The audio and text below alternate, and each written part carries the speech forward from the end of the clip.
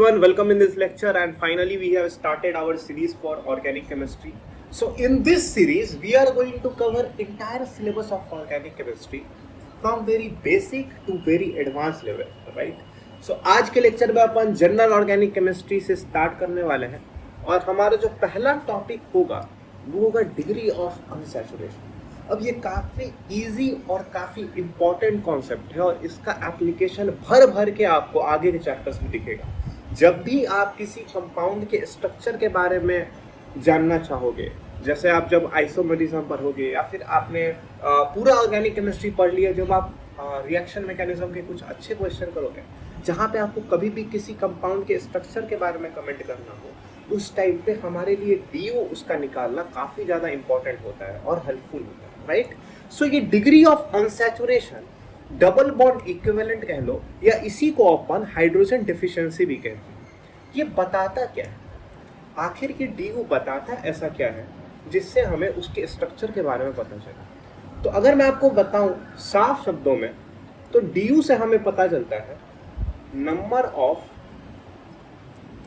Pi bonds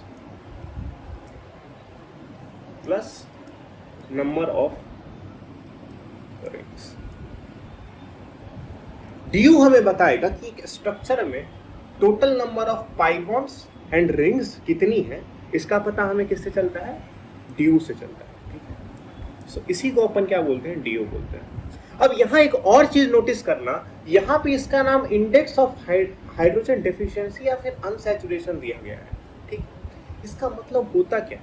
unsaturation का मतलब या फिर हाइड्रोजन डेफिशिएंसी का मतलब होता क्या है, इसको जरा समझते हैं। तो मान लीजिए आपके पास एक कंपाउंड है जिसके अंदर टोटल हमारे पास n number of carbon atoms, right? अगर मैं आपसे पूछूं कि n number of carbon atoms maximum number of कितने हाइड्रोजन रख सकते हैं, तो उसका आंसर होगा हमारे पास, जो हमारा हाइड्रोजन होगा वो हमारा 2n+2। और ये आपको पता होता, ये एल्केन होता है। क्या होता है हमारा? एल्केन होता है। और इसी को अपन क्या बोलते हैं? सैचुरेटेड कंपाउंड बोलते हैं। मतलब जब कोई कंपाउंड अपने मैक्सिमम, जितनी उसकी औकात है हाइड्रोजन रखने की, उतनी हाइड्रोजन अगर किसी ने रखा है, जो कि कितना होता है 2n+2, तो इसको अपन क्या बोलते हैं? सैचुरेटेड कंपाउंड बोलेंगे। इसको अपन क्या बोलेंगे?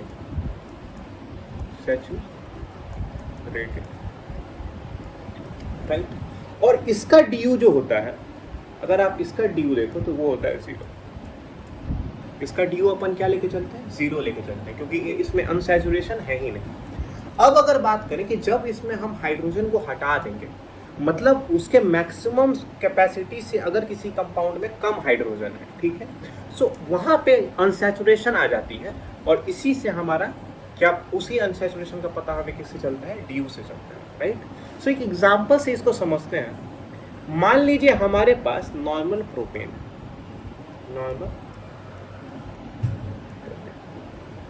अब नॉर्मल प्रोपेन हमारा कैसा होता है? CH3 CH2 CH3, right? अब आप इसमें से क्या करो, यहां से आप 2 हाइड्रोजन हटा दो। सो जब आप 2 हाइड्रोजन इसमें से हटा दोगे तो आपको पता है नॉर्मल प्रोपेन का अगर आप फॉर्मूला देखो तो वो होता है C3H8, राइट? अब 2 हाइड्रोजन को जब हमने हटा दिया तो यहां पे बचा क्या? C3H6। अब C3H6 के लिए ना हमारे पास 2 पॉसिबल स्ट्रक्चर्स हैं। पहला आप इसको ऐसे बना सकते हो, CH2 CH2 CH2, एक 3 मेंबर रिंग के जैसा। और दूसरा आप इसको ऐसे बना सकते हो, CH2 double bond CH CH3। और अगर हम दोनों ही कंपाउंड के लिए डिग्री ऑफ अनसैचुरेशन देखें तो देखो इसका भी डीयू कितना आएगा? 1 आएगा। एज इसमें नंबर ऑफ रिंग्स कितनी है? 1, और पाई बॉन्ड 0 है, तो इसमें डीयू कितना आएगा? 1 आएगा। और इसका भी डीयू 1 ही आएगा, एज पाई बॉन्ड 1 है और रिंग 0। समझ गए यहाँ तक? तो हमें क्या नोटिस किया? हमने नोटिस किया कि अगर हम 2 हाइड्रोजन को रिमूव कर रहे हैं तो हमारा डीयू, यहाँ डीयू क्या था? इसका 0 था। सो यहाँ पे डीयू हमारा 0 से 1 हो गया। अब एक काम करते हैं, 2 हाइड्रोजन और चुरा लेते हैं। जब आप इससे 2 हाइड्रोजन और छुड़ा लोगे तो ये बेचारा हो जाएगा C3H6 से C3H4। ठीक है, अब यहाँ पे भी हमारे पास 2 स्ट्रक्चर पॉसिबल है। या तो आप इसको ऐसे बना दो CH2 CH double bond CH, या आप इसको ऐसे बना दो CH triple bond C CH3। और अगर आप इसके DU की बात करो तो यहाँ पे भी DU हमारा देखो तो कितना आ रहा है, एक पाई बॉन्ड है एक रिंग है तो DU कितना आ जाएगा 2, और यहाँ पे 2 पाई बॉन्ड है तो इसका भी DU कितना आ जाएगा 2। सो जब 2 हाइड्रोजन को और रिमूव किया गया तो अपने को फिर देखने को मिला कि फिर से DU 1 से बढ़ गया। मतलब यहाँ से हम क्या कंक्लूड कर सकते हैं, यहाँ से हमने कंक्लूड किया कि loss of 2 hydrogen equal to gain of 1 DU। ठीक है, 2 हाइड्रोजन के लॉस से कितना DU आ रहा है, 1 DU आ रहा है। अच्छा, थोड़ी सी मैथ्स लगाओ यहाँ पे, अगर मैं बोलूं 1 हाइड्रोजन के लॉस से कितना DU आएगा, हाफ DU आएगा। ठीक है, तो मान लेते हैं हमारे कंपाउंड में डेल्टा NH हाइड्रोजन का लॉस हुआ। कितने हाइड्रोजन का लॉस हुआ, डेल्टा NH। ठीक है, सो हमारे पास DU कितना आएगा अभी, डेल्टा NH/2। ठीक है, सो यहाँ पे अपने को एक और चीज समझ में आएगा कि DU क्या होता है हमारा, number of pi bonds plus number of ring, और इसी को अपन डेल्टा NH/2 भी कह सकते हैं। और ये डेल्टा NH/2 क्या है, ये है हमारे पास maximum hydrogen minus given hydrogen upon 2। ठीक है, और मैक्सिमम हाइड्रोजन आपको पता है कितना होता है, 2n+2, जहां पे n क्या है, नंबर ऑफ कार्बन एटम। यहां तक बात था DU का। ठीक है, अब आप कॉन्सेप्ट समझ गए हो, अब एक एक करके अच्छे से अच्छे क्वेश्चन डिस्कस करते हैं। सो पेन कॉपी निकाल के बैठिए और क्वेश्चन कीजिए। पहला क्वेश्चन है हमारे पास C6H6। ठीक है, अगर इसका हम एल्केन फॉर्म देखें तो वो कितना होगा, C6H14। ठीक है, तो इसका DU कितना आएगा, DU आएगा हमारे पास, देखो मैक्सिमम कितना हाइड्रोजन रख सकता था, 14 है, कितने पास है हमारे पास 6। सो DU कितना आएगा, 14 - 6/2, दैट विल बी हमारा 4। राइट, नेक्स्ट क्वेश्चन देखो, C5H10 का निकालना है आपको। अब यहाँ पे भी सेम कॉन्सेप्ट, आप इसका क्रॉसपोर्डिंग एल्केन देखो तो कितना आएगा, C5H12। ठीक है, तो DU कितना आ रहा है, मैक्सिमम हाइड्रोजन का चेंज कितना हुआ, 2 का, तो DU कितना आ जाएगा, 2/2, दैट विल बी 1। सेम यहाँ पे देखो, अब एक जनरल केस लेके चलते हैं। मान लीजिए हमारे पास यहाँ C6 और HY है। ठीक है, तो इसके लिए अगर आप एल्केन फॉर्म देखो तो वो कितना आएगा, CX। अच्छा, अगर X number of carbon atoms हैं तो मैक्सिमम हाइड्रोजन कितने हो सकते हैं, 2x+2। सो हमारा जो DU होगा वो कितना होगा, DU हमारा होगा 2x+2 maximum hydrogen minus y given hydrogen upon. So यहाँ से हम देख सकते हैं ये हमारा कितना है, x+1 - y। अच्छा, इसको ना एक और तरीके से लिख सकते हैं, ये आप देख लो यहाँ पे हमारा जनरल फॉर्मूला बन चुका है, तो हम यहाँ पे एक और कंक्लूजन लिख सकते हैं, फॉर हाइड्रोकार्बन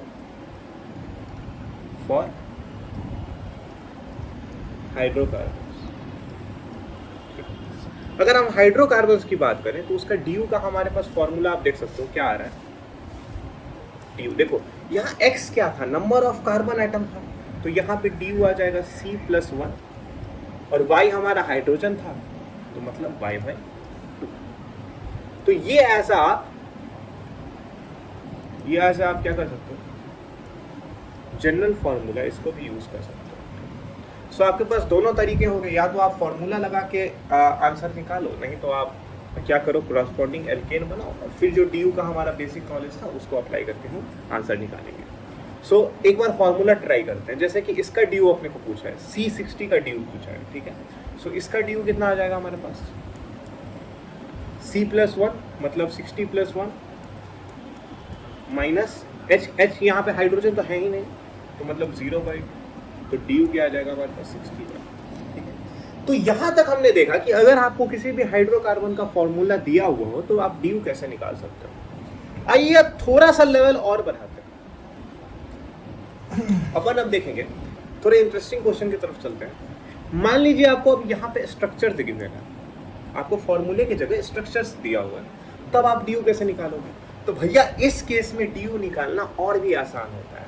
देखो यहाँ तो आपको बस क्या गिनना है, नंबर ऑफ रिंग्स गिनने हैं और नंबर ऑफ पाई बॉन्ड्स गिनने हैं। ठीक है, सो ड्यू हमारा क्या हो जाएगा, यहाँ पे नंबर ऑफ रिंग्स कितने हैं, number of rings plus number of pi bond. Number of rings कितने हैं गिनो, 1 2 3, सो हमारा 3 plus number of pi bond कितना है, एक पाई बॉन्ड ये रहा, एक पाई बॉन्ड ये रहा, तो 2 पाई बॉन्ड हमारे पास आ गए।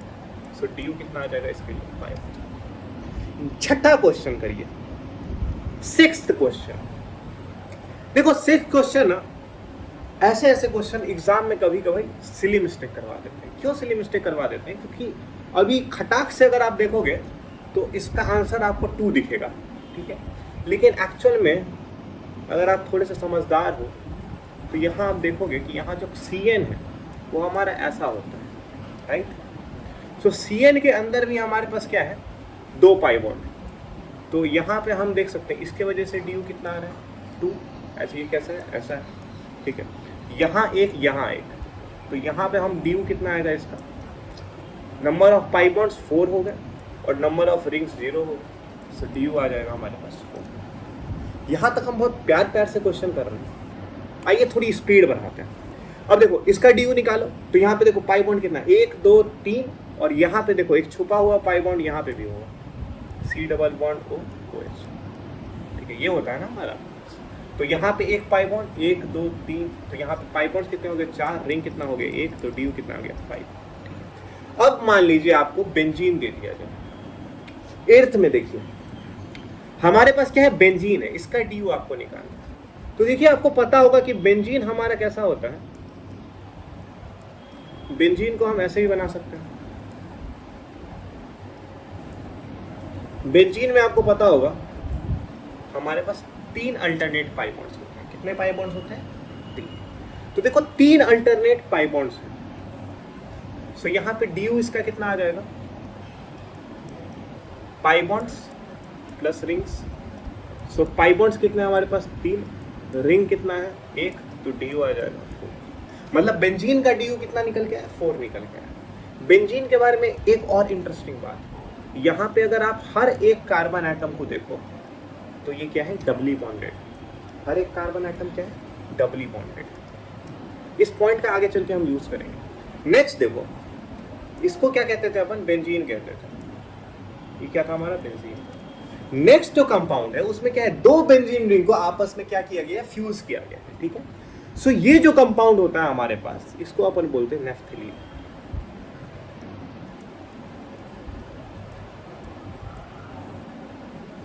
इसको अपन क्या बोलेंगे, नेफ्थलीन बोलेंगे। और अगर आप इसका स्ट्रक्चर देखो तो ये हमारे पास कितना आएगा, एक ऐसा, एक ऐसा, एक ऐसा, एक ऐसा, एक ऐसा। ठीक है, सो यहाँ पे नंबर ऑफ पाई बॉन्ड्स अगर आप देखो तो 5 है, और नंबर ऑफ रिंग्स देखिए आप तो 2 है। तो ड्यू कितना आ जाएगा हमारे पास 7, राइट। 7 हमारे पास ड्यू आ जाएगा। और यहाँ पे भी अगर आप देखिए तो हर एक कार्बन एटम क्या है हमारा, डबली बॉन्डेड। हर एक कार्बन एटम क्या है हमारा, डबली बॉन्डेड। तो जब भी आप स्ट्रक्चर बनाने में आपको दिक्कत हो तो हम क्या करेंगे, अल्टरनेट पाई बॉन्ड्स बनाएंगे। ठीक है, हम क्या करेंगे, अल्टरनेट पाई बॉन्ड्स बनाएंगे। जैसे कि अगर आप इसमें देखो तो अगर 3 बेंजीन रिंग को आपस में फ्यूज कर दिया जाता है तो ये हमारा नेफ्थलीन था ऊपर वाला, और ये हमारा क्या होता है, एंथ्रासीन होता है। जहाँ पे 3 बेंजीन रिंग आपस में फ्यूज्ड हो। ठीक है, अब यहाँ पे भी इसका स्ट्रक्चर बनाना सिंपल, 3 बेंजीन रिंग है तो हर एक कार्बन क्या होगा, डबली बॉन्डेड होगा, और यहाँ पे क्या होगा, अल्टरनेट पाई बॉन्ड्स हमारे पास आएंगे। सो पाई बॉन्ड बनाने का तरीका, पहला आप पेरीफेरी पे बना दो, ऐसे ऐसे ऐसे, ठीक। सो हमने लगातार पेरीफेरी पे अल्टरनेट पाई बॉन्ड बनाते चलिए, आपका स्ट्रक्चर बन जाएगा। तो यहाँ पे अगर आप देखें तो पाई बॉन्ड कितना है हमारे पास 7, और रिंग्स कितने हैं 2, नहीं रिंग्स कितने हैं हमारे पास 3 रिंग्स हैं, पाई बॉन्ड 7 है, तो DU आएगा 10, ठीक है। अब इतने एग्जाम्पल करने के बाद ये क्वेश्चन क्या करें, होमवर्क में दे दे, ये हमारा आपका होमवर्क है, ठीक। नेक्स्ट क्वेश्चन की तरफ चलते हैं। अब मान लीजिए बेंजीन तक ठीक था, एंथ्रासीन पे ठीक था, नेफ्थलीन पे ठीक था, पेपर बनाने वाला पागल हो जाए और आपको ऐसा क्वेश्चन दे दे, ठीक है। सो नो डाउट एग्जाम के टाइम भी हम ऐसे स्ट्रक्चर बना सकते हैं जैसे हम बना रहे थे। कैसे बना रहे थे? सो हम ऐसे रिंग्स बनाएंगे और उसके अंदर क्या करेंगे, अल्टरनेट पाई बॉन्ड्स लगाते चलेंगे, ठीक है। फिर पाई बॉन्ड्स को काउंट कर लेंगे और नंबर ऑफ रिंग्स काउंट कर लेंगे, हमारा DU आ जाएगा। नो डाउट इस मेथड से हम इस क्वेश्चन को कर सकते हैं, ठीक है, और मैं आपको करके भी दिखाऊंगा। बट एग्जाम में क्या हमारे पास इतना टाइम होता है कि हम इसका स्ट्रक्चर बनाएं, फिर हम पाई बॉन्ड्स कैलकुलेट करें, फिर हम रिंग्स कैलकुलेट करें, फिर देखें DU, ठीक है। कुछ हमारे पास इसके लिए आसान तरीका है तो बिल्कुल है, वही ऑब्जर्वेशन आपको लगाना, ठीक है, जो कि मैंने आपको बताया था। देखो यहाँ पे क्या था, बेंजीन में देखो तो हर एक कार्बन, मैंने क्या बोला था आपको, डबली बॉन्डेड। अच्छा, बेंजीन में टोटल कितने कार्बन होते हैं? 6 कार्बन होते हैं। और डबल बॉन्ड कितने कार्बन के बीच में बनता है? 2 कार्बन के बीच में बनता है। और अगर हर कार्बन डबली बॉन्डेड है और 2 कार्बन के बीच में एक बॉन्ड होता है, मतलब एक पाई बॉन्ड होता है, तो 6 कार्बन के बीच में कितने पाई बॉन्ड होंगे? 3। उसी तरह देखो नेफ्थलीन में भी देखो 2 बेंजीन रिंग थे, तो बेंजीन रिंग का आपको पता है क्या, हर कार्बन डबली बॉन्डेड होता है। तो यहाँ पे भी देखो, यहाँ पे हमारे पास 10 कार्बन है, 10 कार्बन है। सो C डबल बॉन्ड C कितना आएगा, कितने पाई बॉन्ड्स हो जाएंगे? देखो 2 कार्बन के बीच में एक डबल बॉन्ड था, सो यहाँ पे अगर आप देखो कार्बन कार्बन डबल बॉन्ड कितने आएंगे? सो 10 के लिए कितना आएगा, 10/2, that will be 5, right. Anthracene में भी सेम देखो 14 कार्बन एटम थे, तो हमारे पास देखो पाई बॉन्ड्स कितने आ रहे हैं, 7। इसी तरह अगर यहाँ पे हमारे पास सारे बेंजीन रिंग हैं और नंबर ऑफ कार्बन अगर आप कैलकुलेट करो तो यहाँ देखो कितना होगा, 1 2 3 4 5 6 7 8 9 10 11 12 13 14 15 15 यहाँ ऊपर, 15 ऊपर और 15 नीचे, ठीक है। सो टोटल हमारे पास यहाँ पे कार्बन एटम अगर आप कैलकुलेट करना ठीक से, तो कार्बन एटम हमारे पास आ जाएंगे 30, ठीक है। कार्बन एटम हमारे पास 30 है, तो C डबल बॉन्ड C कितना होगा, 30/2, that will be 50. So number of pi bonds पता चल गया 50। अच्छा, नंबर ऑफ पाई बॉन्ड्स पता चल गया। नंबर ऑफ रिंग्स कितने हैं हमारे? रिंग्स है हमारे पास 1 2 3 4 5 6 7 8 9 रिंग्स हैं, 15 पाई बॉन्ड्स हैं, तो DU कितना आ जाएगा हमारे पास? DU आ जाएगा हमारे पास 24। इस क्वेश्चन को करने का बहुत सारा तरीका था हमारे पास, लेकिन ये क्या है, बेस्ट मेथड,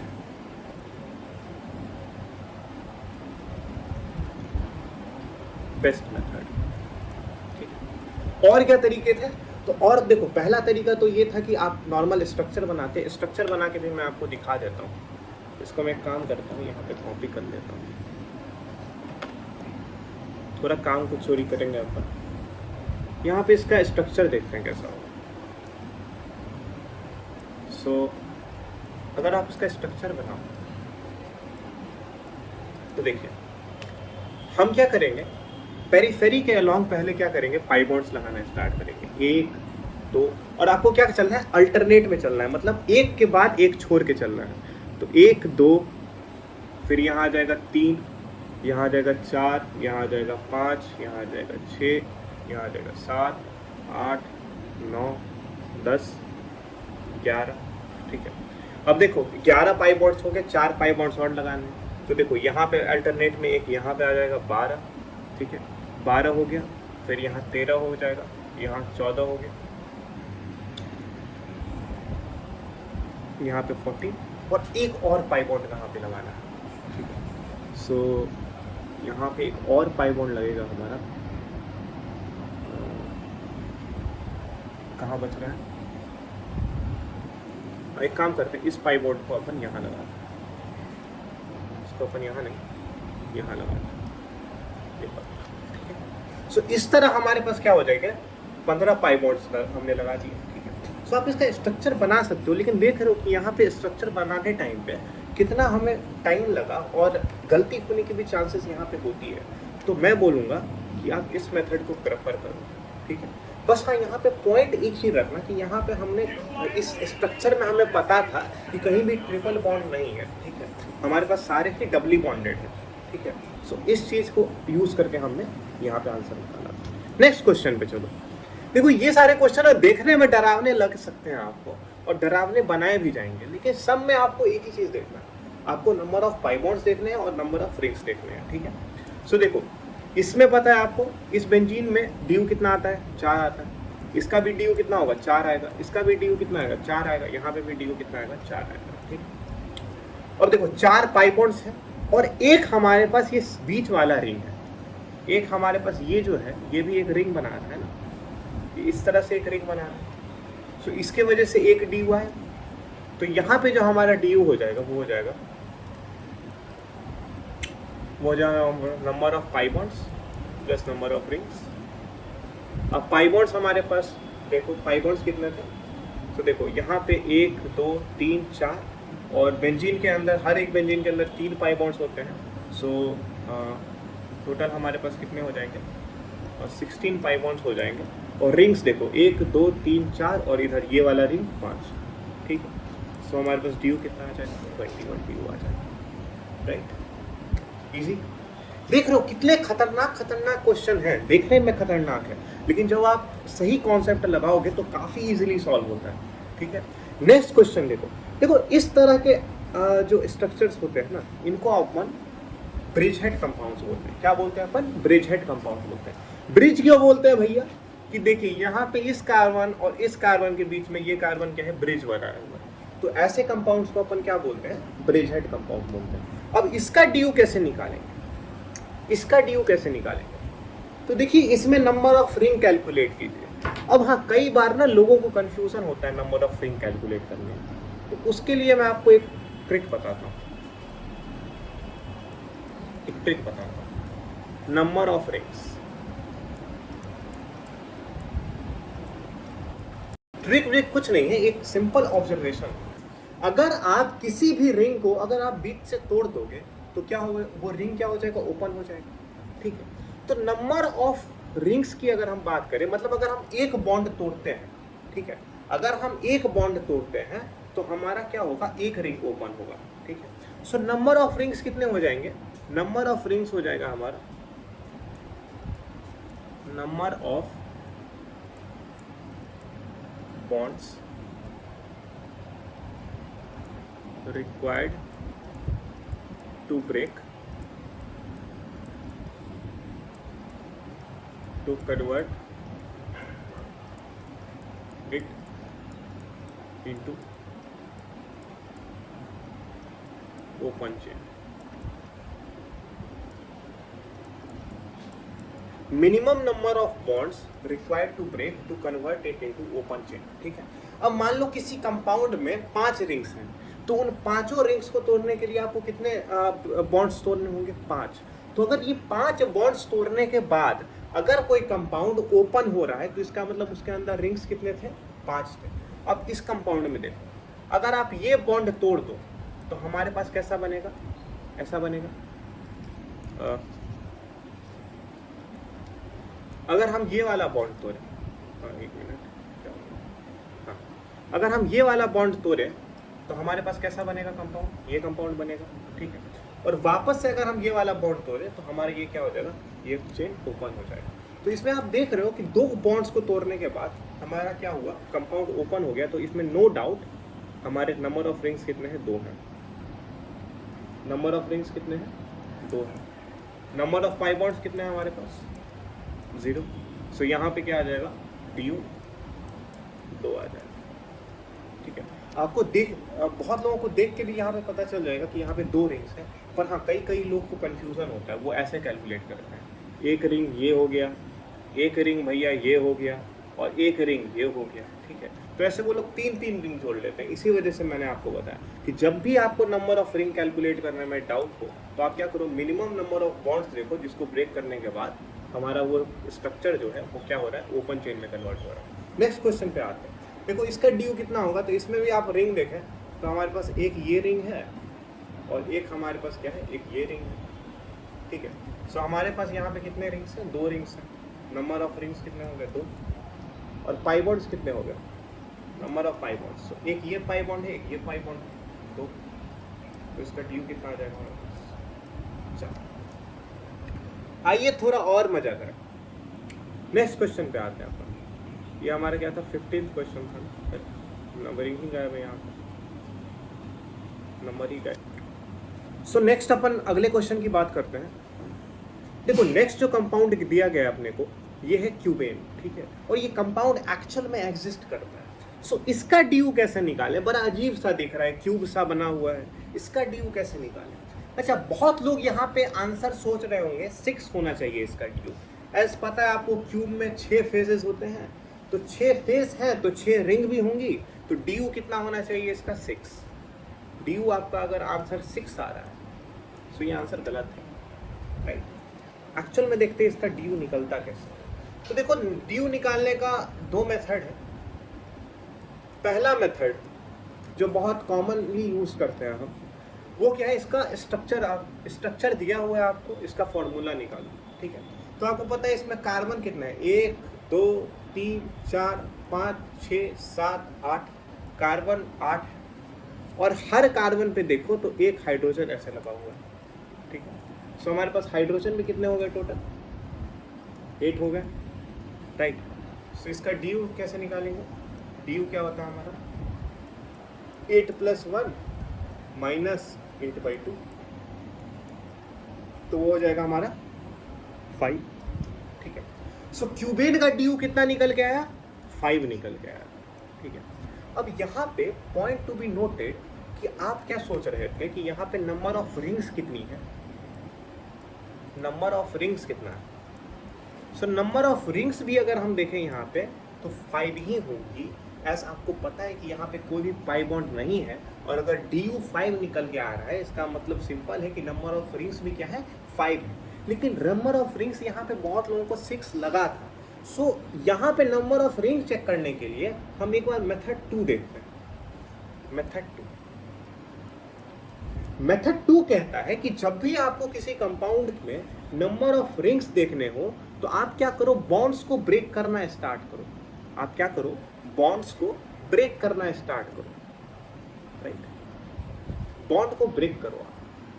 तो मान लो जैसे कि हमारा ऐसा, इसको यहाँ ले आते हैं, मान लीजिए हमारा ये कंपाउंड था, ठीक है। अब आप इसमें क्या करो, एक साथ एक ये बॉन्ड तोड़ दो, एक ये बॉन्ड तोड़ दो, ठीक है। तो हम अगर देखें तो हमारे पास कैसा स्ट्रक्चर बनना चाहिए, देखिए यहाँ पे क्या हुआ हमारा, एक ये बॉन्ड टूट गया, एक ये बॉन्ड टूट गया, ठीक है। तो हमारा स्ट्रक्चर ऐसे से ऐसे हो गया 2 बॉन्ड तोड़ने पे। लेकिन क्या अभी भी ये ओपन चेन हुआ है, नहीं हुआ है। अभी भी क्या हुआ, ये ओपन चेन नहीं हुआ है। तो अपन क्या करेंगे, अपन क्या करते हैं, 2 और बॉन्ड्स तोड़ते हैं। अब मान लीजिए आपने क्या किया, आपने एक ये बॉन्ड तोड़ा और एक ये बॉन्ड तोड़ा, ठीक है। तो 2 बॉन्ड और तोड़ के देखते हैं क्या बनता है हमारा। तो 2 बॉन्ड तोड़ने के बाद हमारा कुछ ऐसा स्ट्रक्चर बनेगा,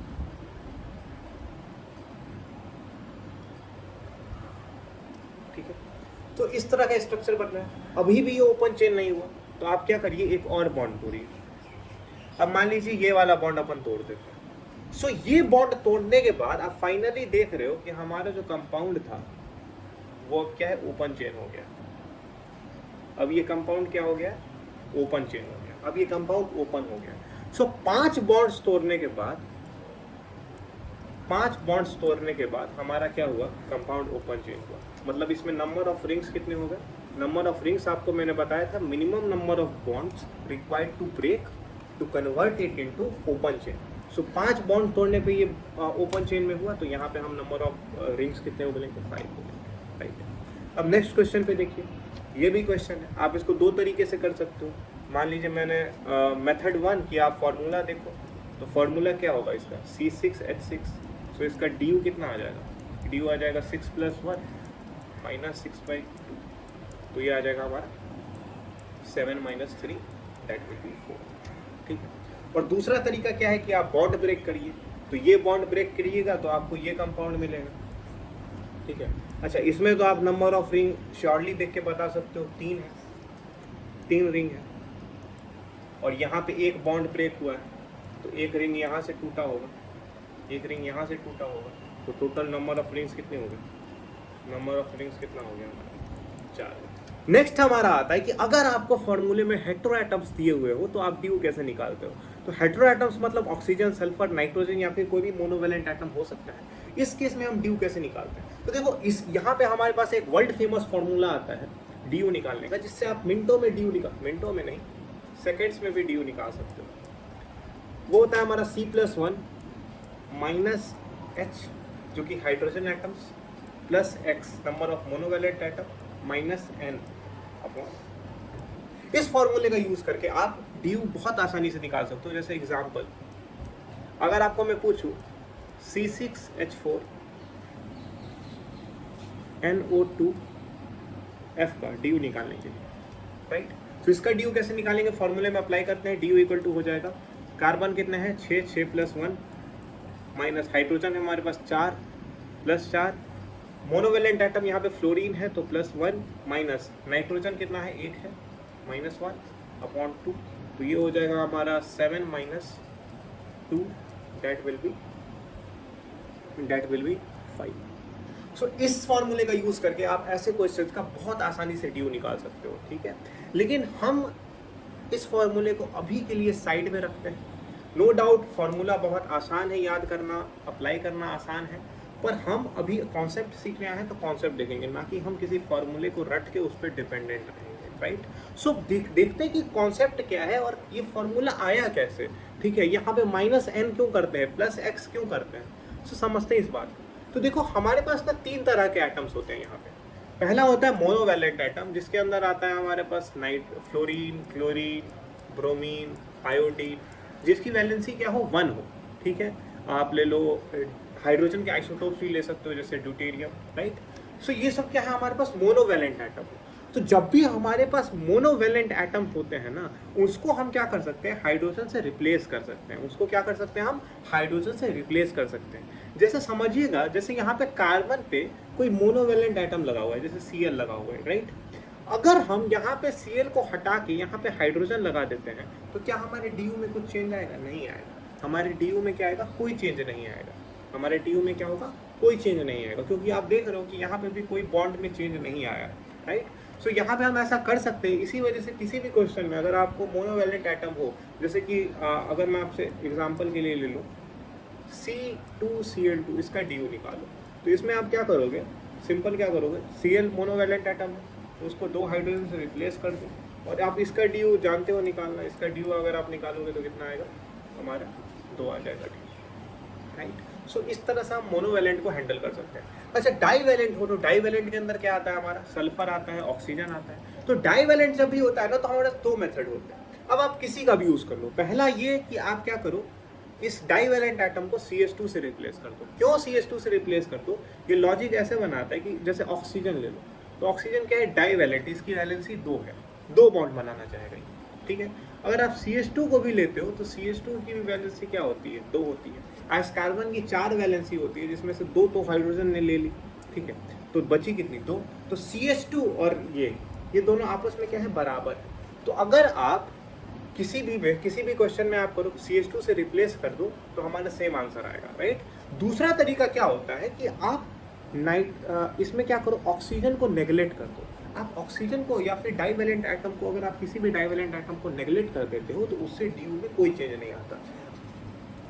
मान लीजिए हमारे पास एक कार्बन था, ठीक है, ठीक है, कार्बन में ऐसे हाइड्रोजन लगा हुआ था। अगर आप कार्बन से ऐसे हाइड्रोजन ऑक्सीजन जोड़ना चाहते हो हाइड्रोजन की जगह, तो आपको क्या करना होगा, इस ऑक्सीजन के लिए, इस जोड़ने के लिए इस हाइड्रोजन को हटाना होगा, ठीक है। तो हमने क्या किया, हाइड्रोजन को हटाया, ठीक है। लेकिन ऑक्सीजन क्या होता है, डाइवैलेंट होता है। तो डाइवैलेंट होने के कारण अभी क्या है, इसका एक ही बॉन्ड बना है, एक बॉन्ड इसको और बनाना है, तो वो क्या करेगा, एक हाइड्रोजन के साथ और एक बॉन्ड बनाएगा, ठीक है। तो मतलब इसको एक और हाइड्रोजन चाहिए होगा एक्स्ट्रा, क्या करने के लिए, बॉन्ड बनाने के लिए। तो ऑक्सीजन क्या किया, अब देखो ये वाला लॉजिक ना लोगों को रिलेट करने में प्रॉब्लम होता है, लेकिन फिर भी मैं आपको समझाने की कोशिश करता हूँ। देखो मान लो कार्बन क्या किया है, हाइड्रोजन से बॉन्ड बनाया, राइट। अब अगर मैं बोलूं कि यहाँ पे अपने को क्या करना है, ऑक्सीजन लगाना है, तो ऑक्सीजन लगाने के लिए आप क्या करोगे, हाइड्रोजन को हटाओगे। तो आपने क्या किया, हाइड्रोजन को हटाया, ऑक्सीजन ने क्या किया, हाइड्रोजन को हटाया और एक बॉन्ड बना लिया। लेकिन हाइड्रोजन ऑक्सीजन कितने बॉन्ड बनाता है, दो। तो यहाँ पे क्या करेगा ऑक्सीजन, एक और हाइड्रोजन चाहिए होगा इसको बनाने के लिए, ठीक है। तो ऑक्सीजन के आने से क्या हुआ, ऑक्सीजन के आने से क्या हुआ, एक हाइड्रोजन हटा और एक हाइड्रोजन आया। दूसरा हाइड्रोजन क्यों आया, क्योंकि ऑक्सीजन को खुद का वैलेंसी पूरा करना था ना, डाइवैलेंट था। तो अपन ने देखा कि एक हाइड्रोजन आया और एक हाइड्रोजन निकला, तो टोटल नंबर ऑफ हाइड्रोजन में कोई चेंज नहीं आया। इसी वजह से हमारा क्या होता है, डी बराबर रह जाता है। तो ऑक्सीजन के आने या फिर ना आने से हाइड्रोजन में कोई चेंज नहीं होता, ठीक है। तो इसी वजह से हमारा डी क्या रह जाता है, सेम रह जाता है। इसी वजह से हम क्या करते हैं, ऑक्सीजन को नेग्लेक्ट कर देते हैं, राइट। अब अगर हमारे पास क्या हो, केस 3 हमारे पास ट्राईवैलेंट हो, ट्राईवैलेंट क्या हो सकता है हमारे पास, जैसे नाइट्रोजन हो सकता है। तो इस केस में हम क्या करते हैं, हम क्या कर देते हैं, इसको रिप्लेस कर देते हैं CH से। CH कैसे रिप्लेस कर देते हैं, क्योंकि नाइट्रोजन देखो हमारे 3 बॉन्ड बनाते हैं, ट्राईवैलेंट होता है, और हमारा CH भी क्या होता है, ट्राईवैलेंट होता है।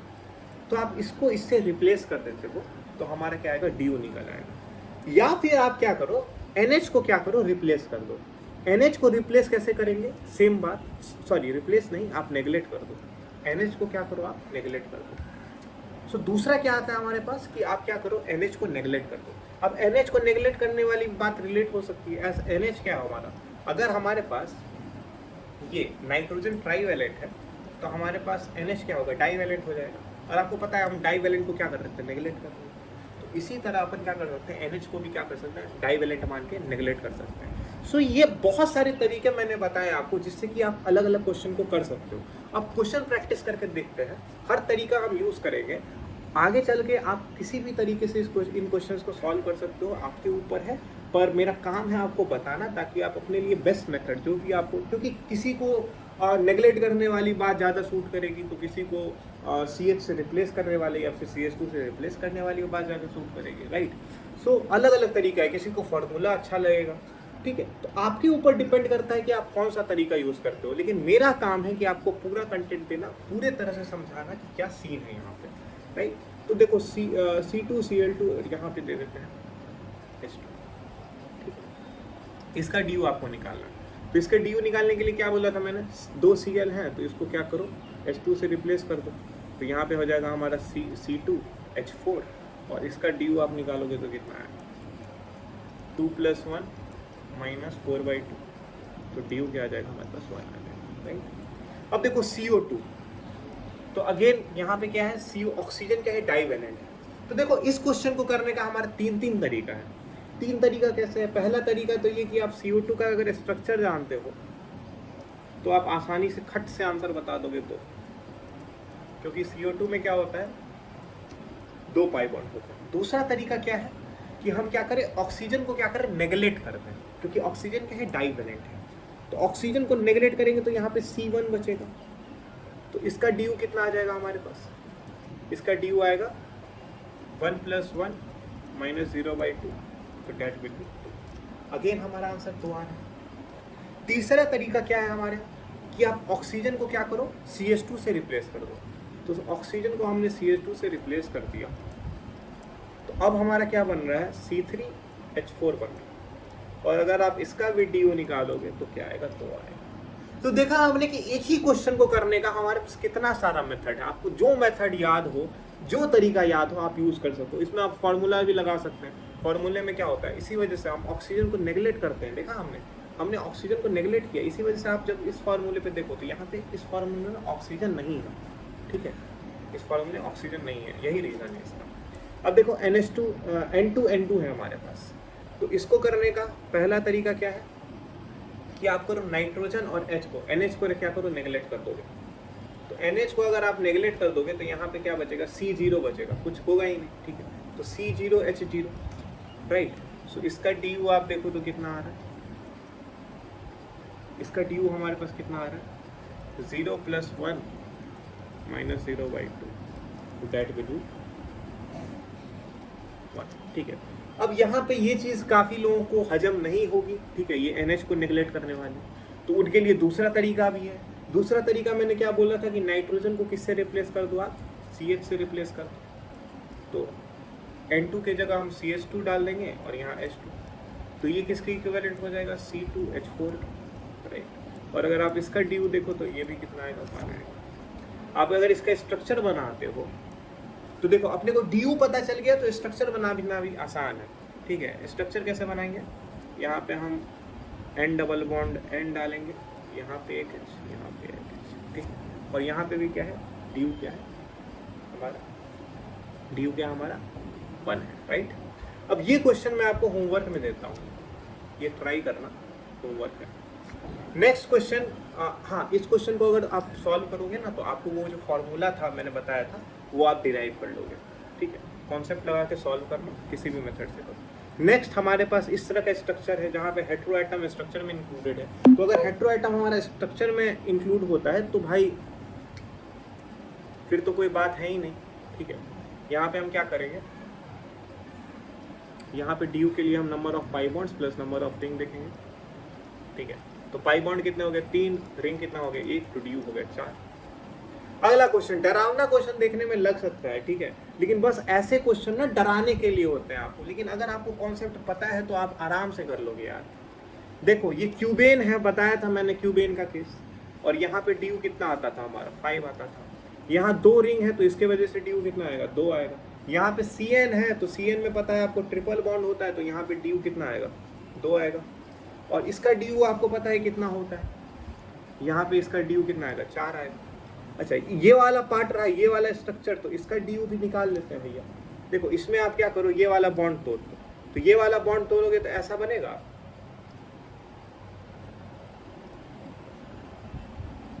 ये कुछ हमारा ऐसा बनेगा, ठीक है। और वापस से क्या करो आप, ये वाला बॉन्ड तोड़ दो आप, ये वाला, तो ये वाला बॉन्ड तोड़ोगे तो फिर ऐसा बनेगा, ठीक है। तो 2 बॉन्ड तोड़ने पे हमें क्या मिला, ओपन चेन मिलता है। तो इसी वजह से इसका DU कितना हो गया हमारा, 2 हो गया। तो आप कैलकुलेट करो तो 2, 4, 6, 6, 5, 11, 2, 13, 2, 15, तो इसका DU कितना आ रहा है हमारे पास, 50, राइट। सो क्वेश्चन काफ़ी कॉम्प्लिकेटेड बनाए जा सकते हैं लेकिन एक्चुअल में कॉम्प्लिकेटेड है नहीं। अब देखो यहाँ पे कई क्वेश्चन में आपको pH2 C2 जैसे लिखा है, तो देखो pH क्या होता है हमारा, pH होता है हमारा फिनाइल, pH क्या होता है हमारा, फिनाइल होता है। फिनाइल क्या हुआ भैया, बेंजीन की आप एक वैलेंसी खाली कर दो तो इसको अपन बोलेंगे फिनाइल, राइट। सो आपको पता है कि फिनाइल का DU कितना आएगा, इसका भी DU क्या होगा, 4 होगा। सो इस क्वेश्चन को करते हैं। तो देखो इसका स्ट्रक्चर बनाने की कोशिश करो तो ये कैसा बनेगा, ऐसा बनेगा, ठीक है। pH की एक वैलेंसी होती है ना, तो ऐसे स्ट्रक्चर में बनेगा ये। अब इसको अपन इसका DU निकालें तो क्या होगा, इसका भी DU निकालें तो क्या होगा हमारा, तो यहाँ पे देखो 4, इसका DU कितना 4 और इसका DU 2, तो यहाँ पे क्या आ जाएगा हमारा 10, ठीक है। नेक्स्ट 26 में कैसा बनेगा स्ट्रक्चर, ऐसा बनेगा pH, pH, pH, pH, सो यहाँ पे 4 pH हैं तो 4 × 4 16 और एक पाई बॉन्ड यहाँ, तो टोटल DU कितना आ जाएगा हमारे पास, 70 आ जाएगा। इस तरह से आप कोई भी क्वेश्चन सॉल्व कर सकते हो, राइट। सो हमने देखा कि हमने अलग अलग कंपाउंड्स का कैसे DU निकाला। इसी के साथ हमारा ये लेक्चर कंप्लीट होता है। हमने टोटल 26 क्वेश्चन किए हैं। आई होप कि आपने सारा क्वेश्चन नोट डाउन करके रखा होगा। अगर आप इन सारे क्वेश्चन को प्रैक्टिस करो, समझो, तो जितने मेथड्स आपको बताया मैंने, आई गारंटी कि DU से कोई भी क्वेश्चन आ जाए, you will do it. So bye bye.